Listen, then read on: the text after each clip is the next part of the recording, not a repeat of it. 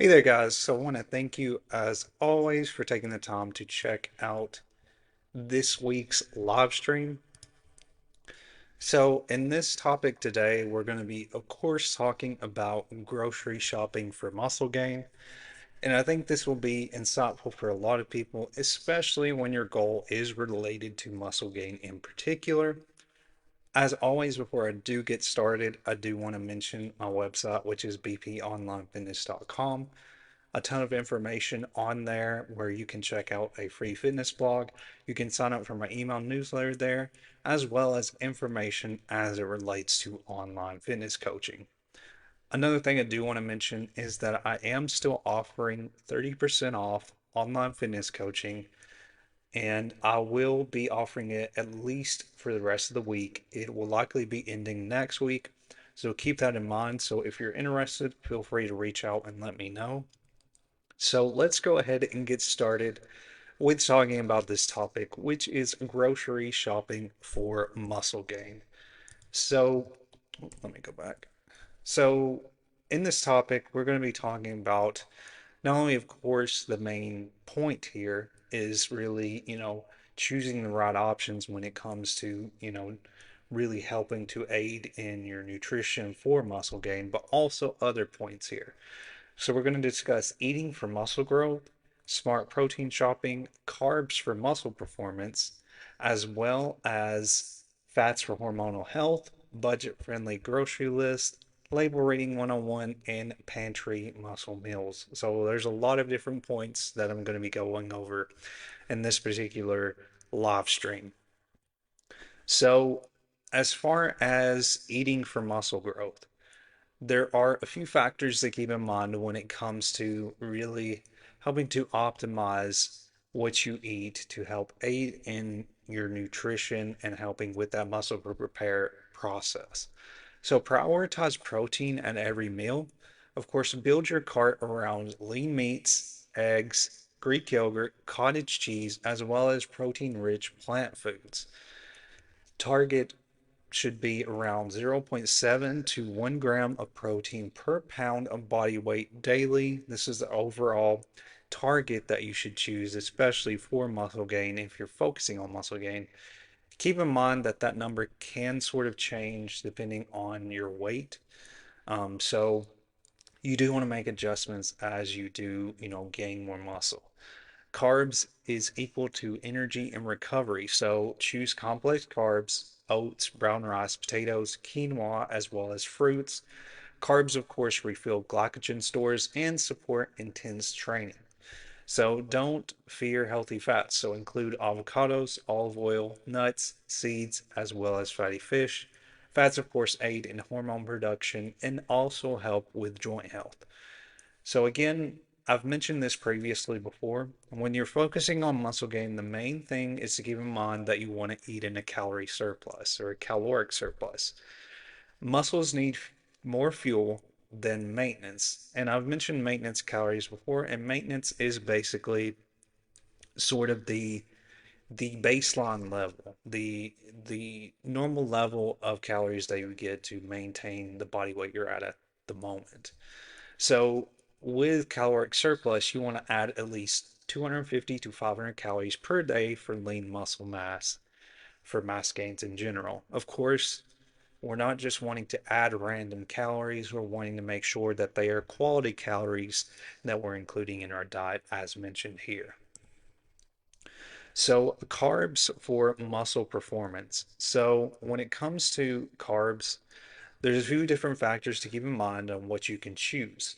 So, why carbs matter for muscle performance? So, the key points to keep in mind with carbs is that carbs are not the enemy, that they're fuel. And I'm going to discuss a little bit further on really how to identify the best carbs to choose in your diet. It's also crucial for energy, endurance, recovery, as well as growth.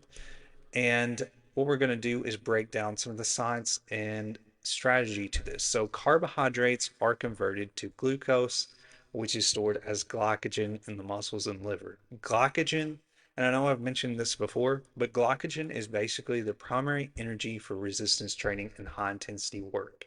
So, if you hear glycogen come up very often when it comes to carbs, just know that they're an energy source that is really helping to aid in your workouts. So, depleted glycogen, of course, leads to fatigue and reduced strength and performance. So, when you don't have enough glycogen in your system, that's leading to a reduce in the performance in your workouts. So, like I've mentioned just previously, with not only getting any kind of calories you can, the same can be said with this nutrient. When it comes to carbs, a lot of the reasoning why we always hear that they're bad is because of the concept of just, simple carbs. Simple carbs are the very common carb that people associate with being, with the thing that basically affects, gaining weight and things of that nature. So, simple carbs, there can be healthy simple carbs, but most of the time you do want to focus primarily on complex carbs when it comes to the quality of carbs you consume. So, complex carbs are really the best options. So, this includes brown rice, quinoa, as well as oats. This could be sweet potatoes, whole wheat pasta, as well as just whole wheat bread. That could be another option. As and then another point we have here is Ezekiel bread and lentils. Ezekiel is a specific type of bread. You can find it at stores. Simple carbs. This is white rice, potatoes, and rice cakes. This is bananas, dried fruit, and cereal. This is honey, as well as 100% fruit juice. Keep in mind that when it comes to simple carbs, it's more about your moderation and how much you consume of those carbs. It's really that's what it comes down to is consuming too much of a specific type, and that's where you're getting into sort of weight gain and things of that nature. So again, choose primarily the complex carbs to include in your diet is going to make a big difference in, of course, that muscle performance. As I've mentioned, when you lack carbs, you're going to lack energy. So it's important to really, many people, really associate the negativity with carbs, but it's not that they're bad. It's just about the moderation and the carbs that you choose, as well as the type of carbs you choose. So keep that in mind. So fats for hormonal health. Fats are often neglected when we talk about macronutrients, which macronutrients, if you aren't aware, macronutrients are basically the three main nutrients that your body gets, and this is known as protein, carbs, as well as fats. And fats is one of those, and it's still very important to include fats in your diet because they do play a key role. Of course, we're talking about healthy fats. So, hormone synthesis is a big thing that fats actually help with. So, fats are a crucial building block for sex hormones like testosterone and estrogen. Cholesterol's role. So, dietary fats, especially cholesterol, support the production of steroid hormones that influence strength, recovery, and growth. Of course, we're talking about natural hormones in the body. Fat soluble vitamins. So, fat soluble vitamins are basically vitamins that are absorbed in the body and, that take a little bit longer to absorb in the body, but help with hormonal balance as well as immune support. So, fats enable the absorption of vitamins A, D, E, and K. So, again, these are all essential for hormonal balance and immune support. So, some fats to include in your diet that are good.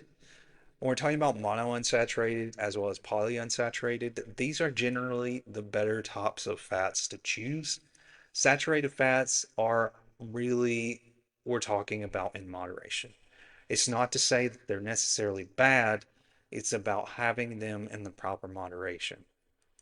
So, when it comes to fats, some of the options to choose monounsaturated fats include olive oil, avocados, nuts, polyunsaturated, polyunsaturated fats, omega 3s. This is fatty fish, flax seeds, as well as walnuts. Saturated fats in moderation, of course, whole eggs. Eggs are a great option. Again, don't necessarily see that as a bad thing. It's really about having the balance in your diet when it comes to the nutrients that you're consuming. The same with dairy as well as coconut oil. It's just about moderation and how often you consume these particular types of foods. For example, with me, a lot of times, like especially for my dinner, I'll put olive oil on my grilled chicken. That's what I usually do. It's more, I use it more as a seasoning in itself. Another thing I usually eat for like really for a snack, I usually don't eat chips. It's very rare if I eat chips, just potato chips themselves. But usually for a snack, I'll usually get nuts or anything like that. Walnuts, like today, I kind of included walnuts alongside, what I ate for breakfast, or it kind of was a snack in between breakfast and then, of course, lunch. But that's something that I usually choose as far as, for a snack. Um, Salmon is one thing I like. It's another great option to choose. I don't, of course, really cook salmon, but that is another great option to do include in a diet. That's really good for having, that healthy fat. So just keep that in mind. They are all really great options and they're all healthy options. And of course, the saturated fats, we're focusing on moderation with those. So budget friendly grocery list. So a lot of people really associate eating healthy as being expensive, but it's necessarily not the case. You can find great options of foods that are inexpensive. And for me, the options that I choose are very simple. You don't have to feel like you have to get the most expensive thing. You can get a lot of these foods and just, really generic brands. You don't have to go above and beyond. I mean, of course, if you can afford it, go ahead and, try different options. But when you're starting out, don't feel like, as far as nutrition and what you consume, don't feel like you have to, get the best high quality stuff or like just the most recognized brand. You don't have to do that. So some of the options, and these are some great options to choose. Again, these are budget friendly. You can find these pretty much at any store. So you can get canned tuna or chicken. Again, for me, I usually always get grilled chicken. Um, I will get the frozen grilled chicken, things like that. Again, it's really basic. A lot of the foods that I eat are very basic, but they work. They work with my diet. Eggs and egg whites. Usually I'll make hard-boiled eggs. That's one thing I like to do. And I usually have those as a snack most of the time. Kind of like what I mentioned with walnuts, like I'll include something like that as a snack just to have a healthy snack in there if I get a little hungry. Dry lentils, beans, chickpeas, Greek yogurt. This is another thing that I, eat as well pretty often and I'll use it as a snack. Again, you can get this as just a regular store brand Greek yogurt. That's actually what I eat is the regular store brand, and it tastes just as good. It does not taste bad at all. Whey protein. This is another thing you can get very inexpensively if you're looking in the right places. A lot of times with the protein that I get, it's usually the lowest that I've seen protein is running at about $20. And usually with $20, you're getting 30, basically 30 servings. So you're able to use that protein for, a whole month. Or of course, that depends on how much you use it, in conjunction with your workouts and, how much you consume it. That's going to make a difference too. So it may last longer than that. So, a lot of times you can find it really cheap. You just have to kind of look in the right places. And a lot of times that's what I do when it comes to protein that I get. I usually try to stay within $20 to $25 when I buy it. That's usually where I try to stick in that range. If it's any higher, then I usually don't buy it. So just know that you don't have to spend the highest amount on this stuff. It's easy to find stuff that is cheaper. Carbohydrates, again, this is fuel and recovery. Brown rice or white rice in bulk bags. You can get bigger bags of these, of course. For me, I actually do get the brown rice in the packs that you can actually heat up really quickly. And those are, my favorite. You can get store brand brown rice. I mean, there's a ton of options that are cheap that you can get. Oats, oatmeal, this is what I usually eat for breakfast pretty often. Again, you can get really generic brand based oatmeal that doesn't taste bad. One thing I do want to mention with oatmeal is, sort of be aware of the types of oatmeal you get.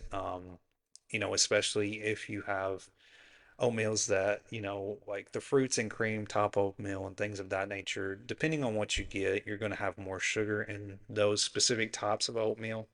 So just be aware of that. Um, the ones that I usually get is the lower sugar based oatmeal.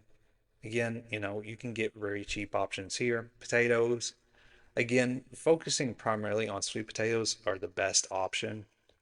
Again, the white potatoes in, sort of moderation because they are more of a simple carb. Whole wheat pasta is a good option. Frozen mixed vegetables and fruit. This is another thing that I do. I do eat mixed vegetables. I like broccoli, and usually I'll get like a thing of frozen mixed vegetables. It can be inexpensive. It doesn't have to be name brand. Some add-ons, or I should say, excuse me, let me go to healthy fats here because I just overlooked it. For healthy fats, so again, this is hormones and energy. So you can use natural peanut butter, olive oil. Again, with olive oil, like I mentioned, using it as a seasoning, I use just the store brand olive oil. It's cheap, it's inexpensive. You don't have to worry about getting anything crazy. Um, Flax seeds, chia seeds, mixed nuts, you can get store brand of those as well. Again, all of these can be very expensive, depending on where you look. Essentials and add-ons that you could include. This could be canned tomatoes, spinach, beans, seasonings, hot sauce, garlic, iodized salt and black pepper, multivitamin, of course. This could be, you could even get a multivitamin that's more of a generic brand. Electrolyte packets. So for these here, like seasonings, really, if a lot of times when you're focusing on cheaper stuff, they usually don't have as much flavor, like especially like with grilled chicken. And I usually, what I eat is very plain, and that's completely fine with me. And the reason I eat, like grilled chicken and brown rice is what I eat for dinner every day. That's just how it is. That's just what I eat. And because, because it is kind of plain, usually I'll add a little bit of seasoning, like olive oil, adds a little bit to it. Usually I'll have the everything bagel seasoning and I'll put it on my rice to give it a little bit of flavor, to just, add a little bit to it. It is very plain, if you just eat it by itself, but there's a lot of options that you can add, or it's not taking, from the nutrients you're getting. You're still getting quality nutrients, but it's just adding a little bit of flavor. You can do that with any of these types of foods. A lot of times they can be plain, but you can add options in there. If you can afford to add some seasonings, definitely try different seasonings. I'll usually put two. The garlic and herb seasoning is what I'll put on my chicken too. I like that seasoning. I mean, there's different things you can do when it comes to, really making the most of, you know, those cheaper options. So know what fuels growth. So of course, check the serving size first. All nutrition info is based on one serving. You're going to see that on the nutrition label. Compare servings per container to total quantity consumed. So, what you need to make sure to be aware of is prioritizing protein, of course. Especially, we're talking about muscle gain. That's the main thing that you should focus on. So, look for 10 to 30 grams of protein per serving in muscle building foods. Watch out for protein claims without substance. Check actual grams. Make sure that you're always looking. Don't just look at what's printed, on the front of the package. Make sure that you're looking at the actual nutrition label to see what's actually in the food. Watch for added sugars and fats in any of the foods that you get. Limit added sugars to less than 10 grams serving for better nutrient quality.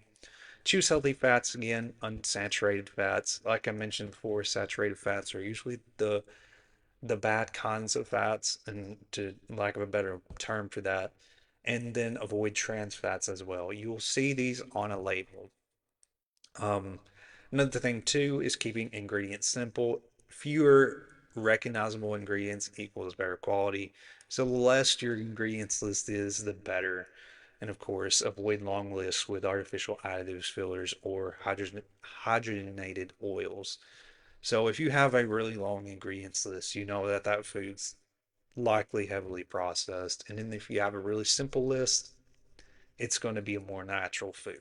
So just be aware of that when you're picking anything you're picking up. That's going to really give you a good, clear, identifying, indicator on what type of food this is and the quality of the food. So, pantry muscle meals. So, this saves time, money, and stress on busy days, keeps your nutrition on track for muscle repair and growth, and is great for meal prep, late nights, and recovery days.